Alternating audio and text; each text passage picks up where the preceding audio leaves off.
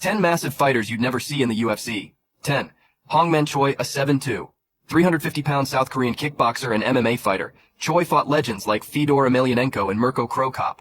A planned fight with Brock Lesnar was cancelled due to a brain tumor, which kept him from passing U.S. medical tests.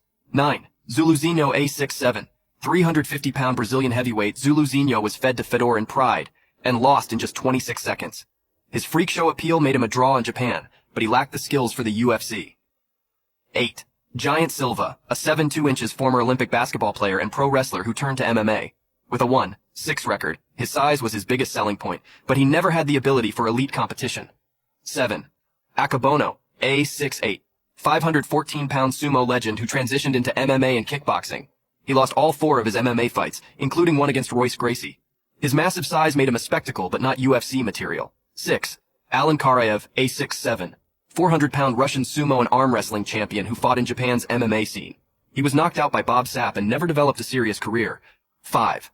Butterbean, a 5'11", 425-pound knockout artist who had surprising MMA success. Despite his power, he was too heavy for the UFC's 265-pound limit. 4.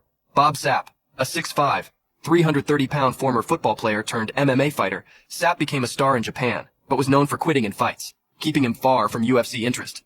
3. Aragelli, a 330-pound Chinese heavyweight famous for a brutal groin strike in Road FC. Known as Kung Fu Panda, his size made him a spectacle, but the UFC's weight limit kept him out. 2. Gabby Garcia, a 200-pound BJJ champion and undefeated MMA fighter, but with the UFC barely supporting a 145-pound women's division, her size made a UFC run impossible.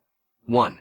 Mariusz Pudzianowski, a 5-time world's strongest man turned MMA fighter. He became a huge draw in Poland but never fought outside KSW, likely due to size and USADA concerns.